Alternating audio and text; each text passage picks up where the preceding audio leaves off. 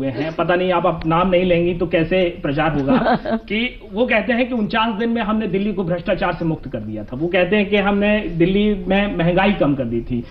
49 दिन में केजरीवाल कहते हैं कि क्राइम कम हो गया था। आपको लगता है ऐसा?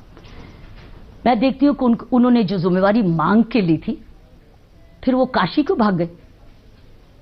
वो उन्होंने बहुत गलती की। आपने एक जिम्मेवारी ली है दिल्ली की और आप चले गए प्रधानमंत्री जी के साथ बनारस में लड़ने। अजीब सी बात है।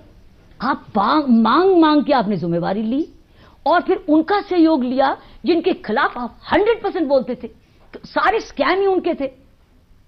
जब आंदोलन में सारे स्कैम उनके थे, 99% स्कैम उनके साथ। पहले कहते रहे कि उनका कभी सहयोग नहीं, लेके अरे नहीं, उससे भी पहले बताती हूं। जब हमने शुरू किया था, फैसला ही हुआ था ये हम राजनीति में नहीं जाने वाले।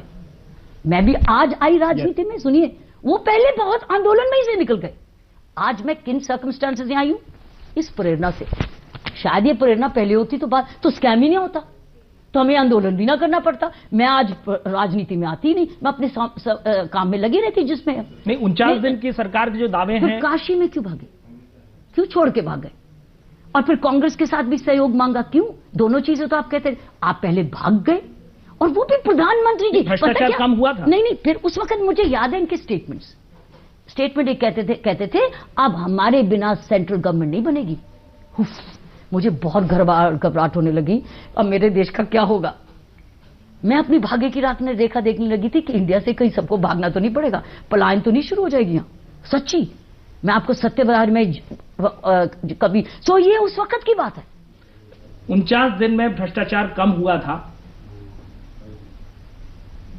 किससे पूछ रहे हो आप? मैं आपसे पूछ रहा हूं, जो उनका दावा है। किससे पूछ रहे हो? मैं धमकी से कर्फ्यू से लगा दो, कर्फ्यू से सब खत्म हो जाएगा। ये तो कर्फ्यू है। काम कराने के तरीके में फर्क है।